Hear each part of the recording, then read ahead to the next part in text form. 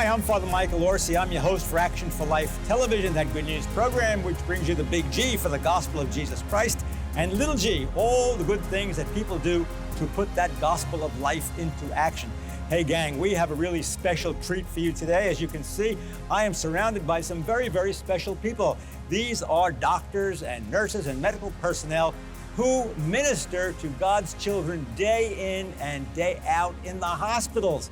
And you know that that's not an easy job. We're not always at our best when we're not feeling good, but these people have to put up with us. They have to take care of us where we hurt, but they have a bigger job. And the bigger job is to help people to get to heaven. Just think of it. Sometimes the last face you may see on this earth may be the face of a loving doctor or a loving nurse. And they help us to prepare ourselves to live in the face and the presence of Almighty God forever. They also give us comfort and consolation when we have a problem, maybe a family problem, people trying to make a good decision regarding health care. So today, we're going to have a conference here at St. Agnes' Church in Naples, and the conference will focus on the spirituality of the medical profession.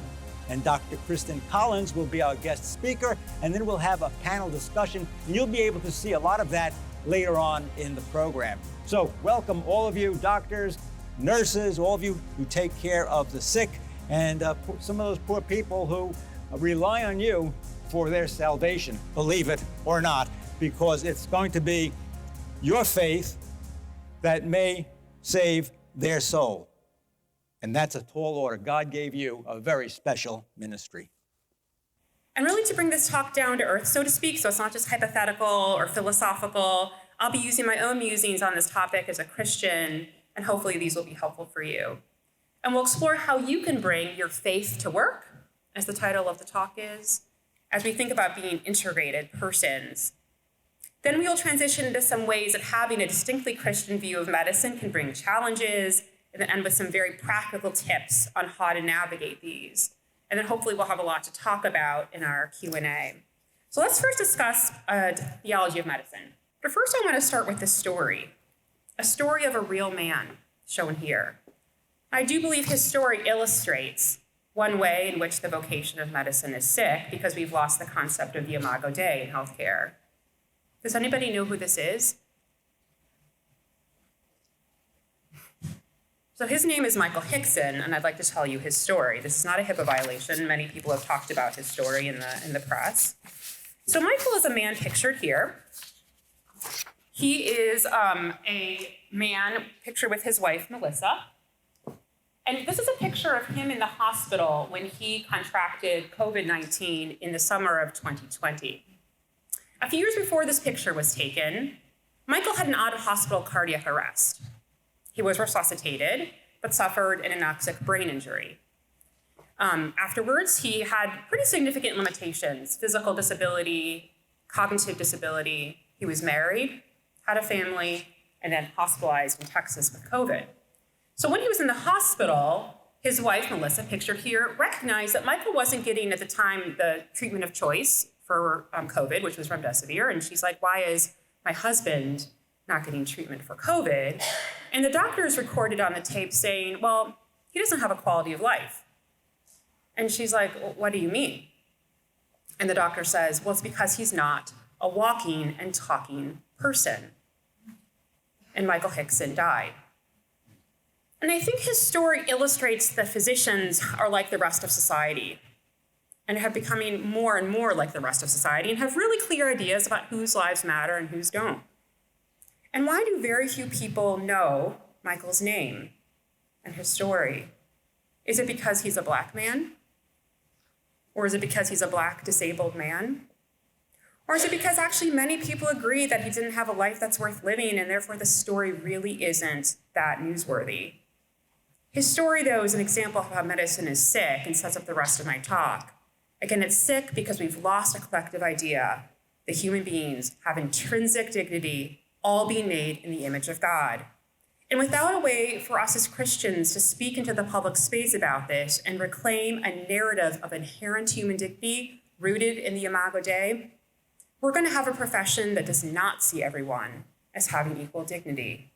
and will instead sort people based on often accidental traits that, to be honest, not all of us have in equal capacities, such as ability, intellect, level of consciousness, agency, etc., and will leave out and is leaving out swaths of human beings from our moral sphere of concern.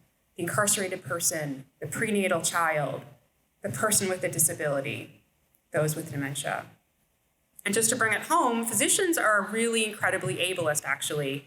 If you show a picture of a person with a disability to a physician, the physician will rate their quality of life lower than if you ask the person with a disability themselves. And when physicians hold ableist views, people like Mr. Hickson suffer.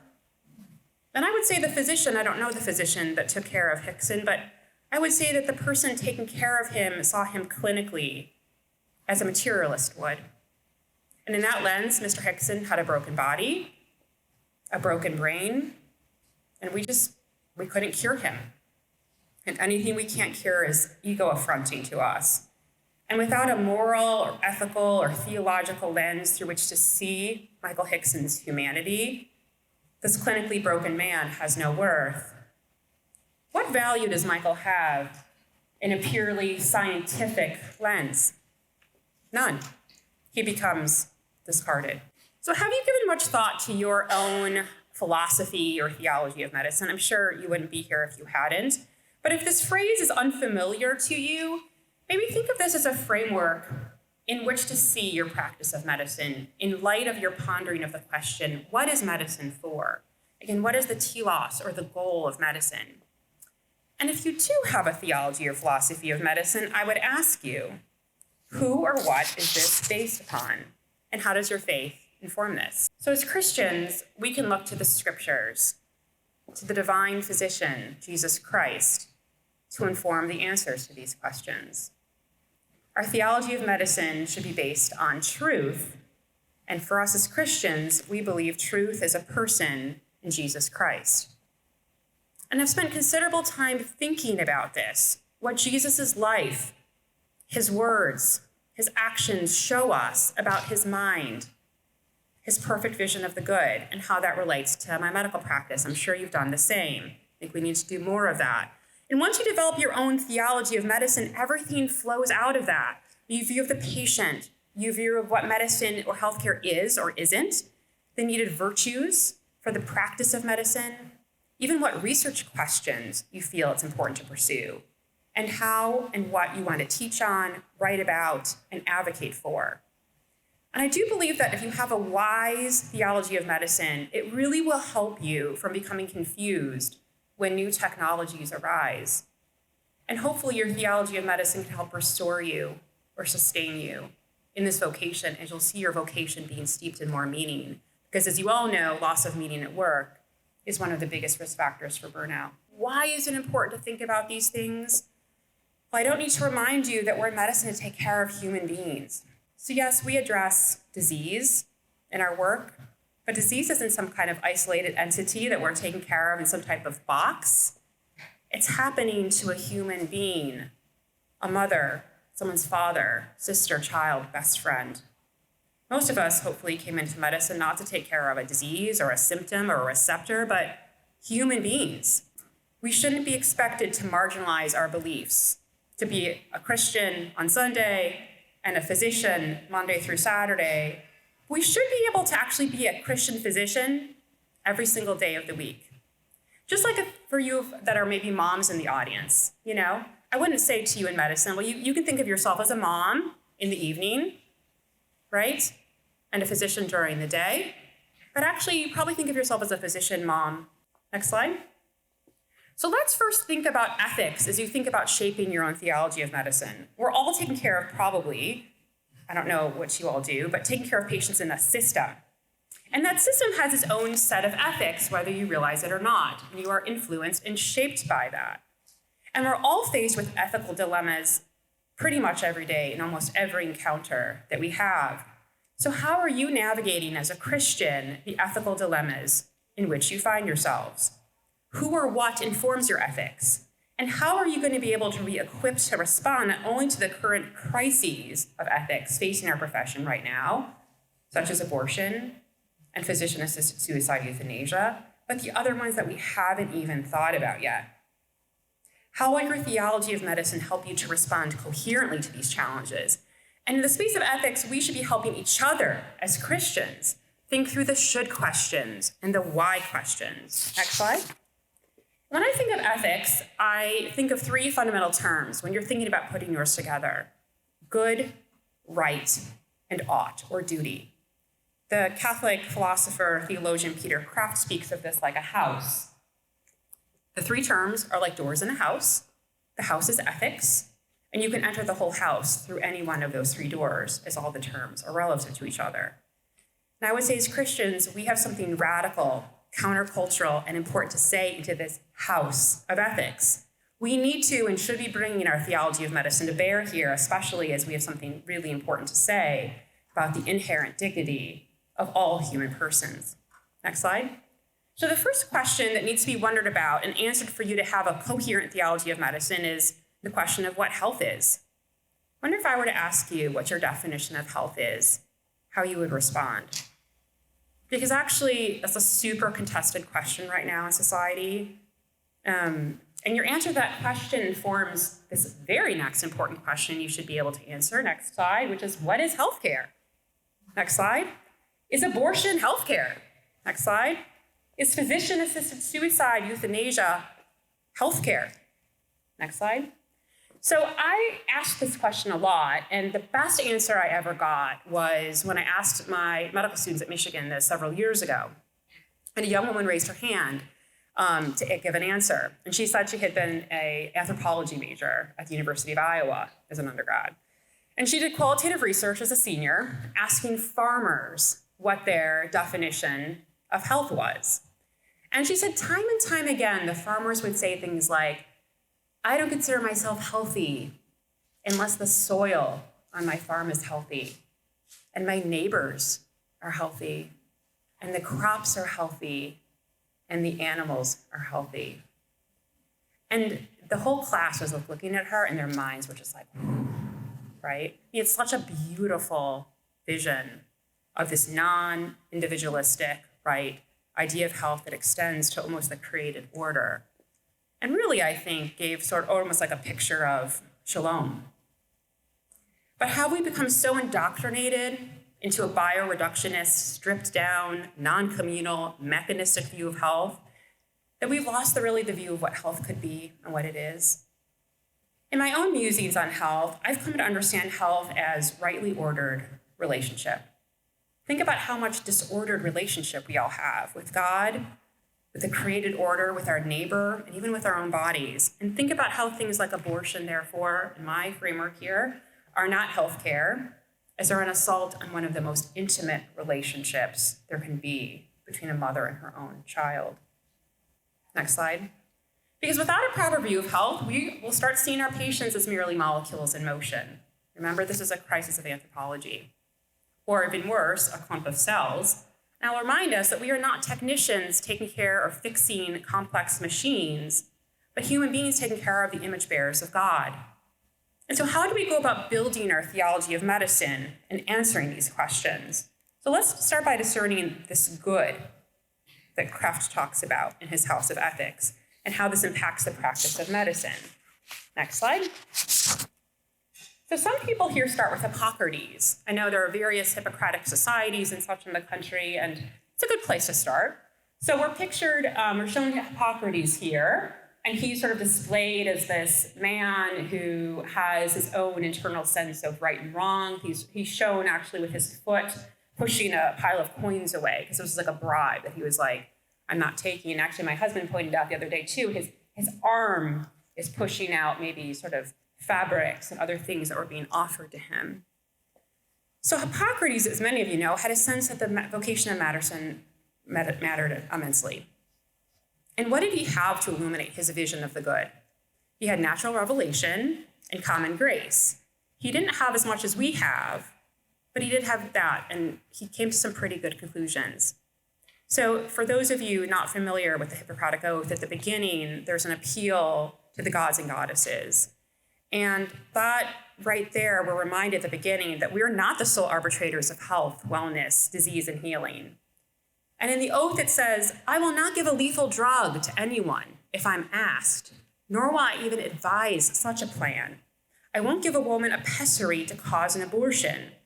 And to whatever homes I go, I will enter them for the benefit of the sick. Well, that sounds great, but what does for the benefit of the sick mean? And finally, can we reimagine medicine in Christ? The Hippocratic Oath is only but a scaffold. It's a prototype of sorts, but pointed towards someone bigger. We have the oath, but now the word, the living word, truth himself. And I encourage you with the revelation that you all have from the Lord to have a beatific vision of medicine practiced in Christ. Where the Hippocratic Oath falls short, we can go so much farther because we have direct revelation of God. Next line. I'll leave you with 2 quotes. One is from Cabrini. So my friend Charles Camosi tweeted this a couple winters ago from Cabrini, who said, this is America. We are bold or we die. And when I saw this, I thought it was hyperbole, actually, but now I know it to be true. If we are not bold as faith-committed people about the sanctity of life, literally people's lives are at stake. And then this last quote from Blessed John Henry Newman, who said, the world is a rough antagonist of spiritual truths, sometimes with a mailed hand, sometimes with pertinacious logic, and sometimes with a storm of irresistible facts. It presses on against you. And what it says is true perhaps as far as it goes, but it's not the whole truth, or the most important truth. These more important truths, which the natural heart emits in their substance, though it cannot maintain, the being of God, the certainty of future retribution, the claims of the moral law, the reality of sin, the hope of supernatural help. Of these, the church is, in matter of fact, the undaunted and the sole defender. Thank you.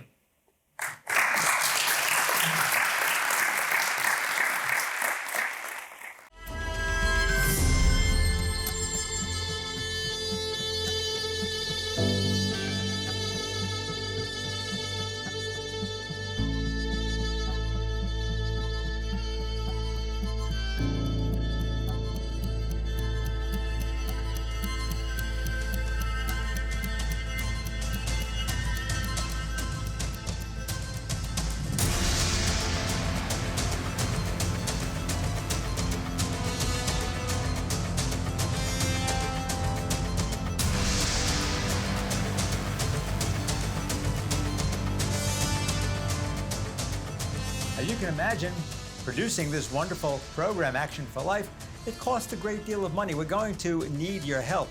So if you would like to donate to keep this good news program on the air, please go to your computer, your cell phone, actionforlife.net.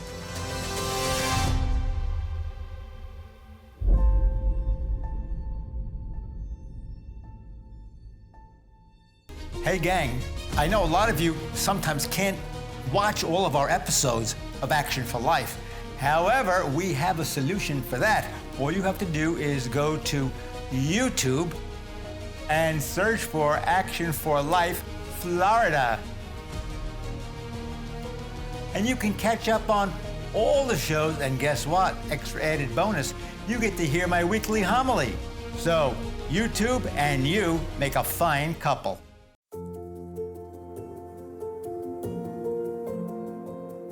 Ladies and gentlemen, we hear a lot today about society redistributing the goods of the people who work for those goods.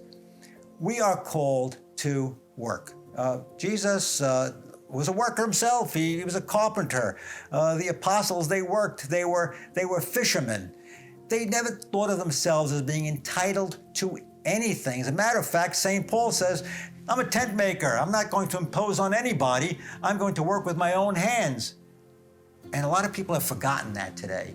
We are called to work, to use our natural gifts, to use our talents, to use our minds, and sometimes to use our backs to do the work that is going to provide a living for us and for our families. When we don't work, we diminish ourselves. There's no sense of satisfaction, accomplishment, no sense that we have put our time, our effort, and our sweat into providing for ourselves and for our families. So, ladies and gentlemen, let's think about what that means. It doesn't just simply mean taking a salary.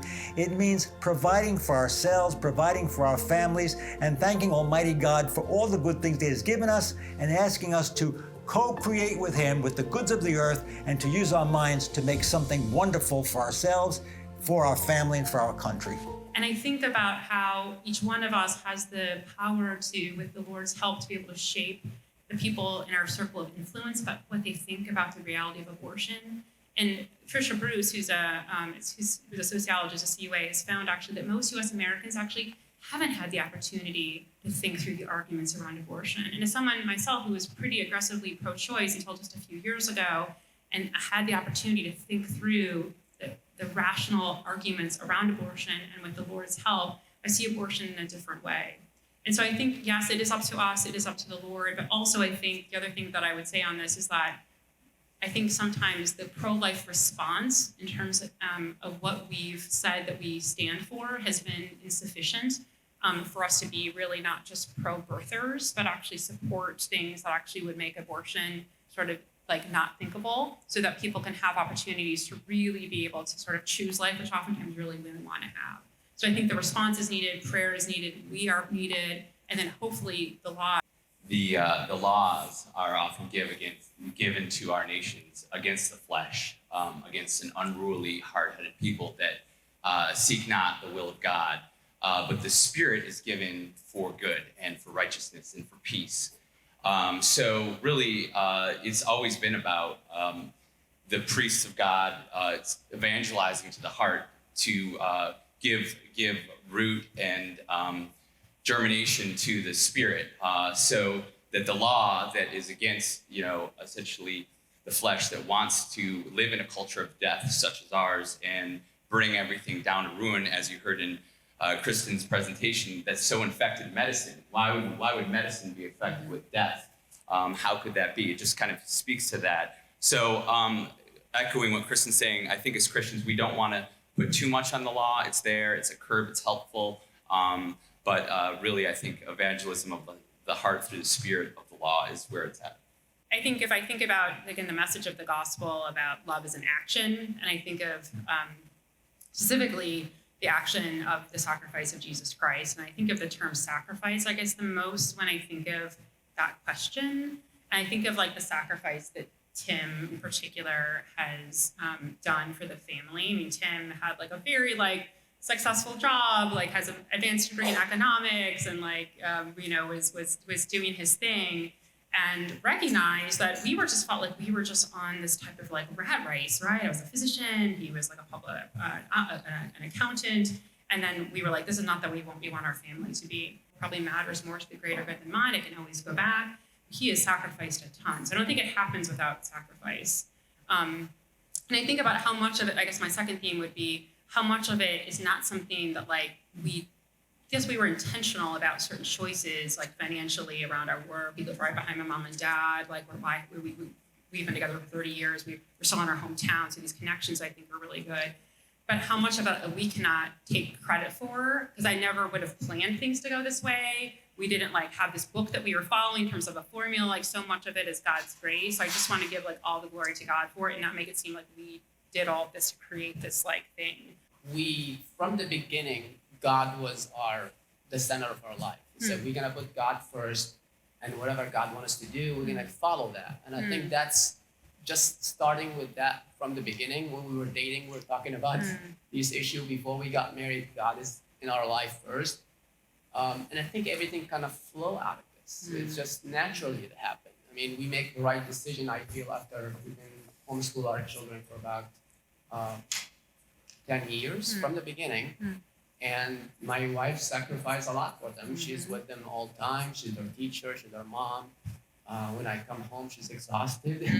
And I'm there to help. So there's a lot of sacrifice as well. But we couldn't do it without God's presence in our life. We couldn't do it without our church, our community, being part of St. Agnes. And I feel like we're so much involved in the church, not just me and my wife, as well as the kids, that involvement, the more you give, the more you receive, I feel like. It's just too much blessing and grace that we're getting by giving not necessarily plan it, like you said. It Right. can be like chaotic sometimes, Right. but certainly these are the blessings that we feel with the more we give. Oftentimes I have the opportunity to baptize babies and sometimes adults. One of the things I always tell them is that the parents are the first teachers of their children in everything. They are going to imitate you, and they can't believe that I tell them children are like little monkeys. They're going to copy you. So take a look at yourself, and that's what your children are going to be like. So you have to be careful. Sometimes people say, well, what do you mean? What do you mean? Well, what I mean is this. No one would ever say that I don't want my child to be close to God and to go to heaven, okay? That's something that's just inherent in us. We want what's good for our children. We wouldn't do it consciously, but sometimes unconsciously we do. What do I mean by that? It's the way you live your life as husband and wife. It's the way you treat each other. They're watching. That's how mommy and daddy talk to each other. They're watching you. They're watching what you say about your other relatives, in-laws and outlaws. They're watching how you speak about your friends. They're watching how you speak about God. Whether you go to church on Sunday, whether you thank God for your meals, that's the best example that you can give. And so all of you are homeschooling, whether you know it or not.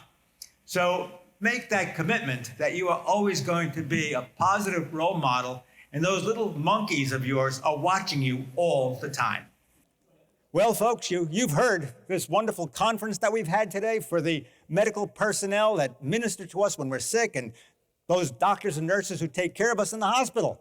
So, obviously, these people are for action. I'm for action, and I know you're for action too.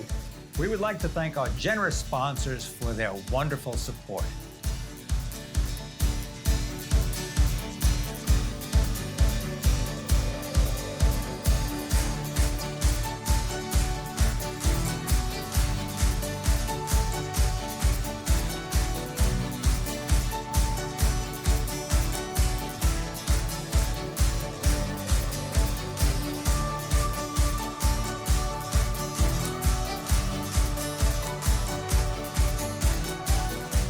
Thanks for watching. Please join us next time for Action for Life. I'm for action, and I hope you are too.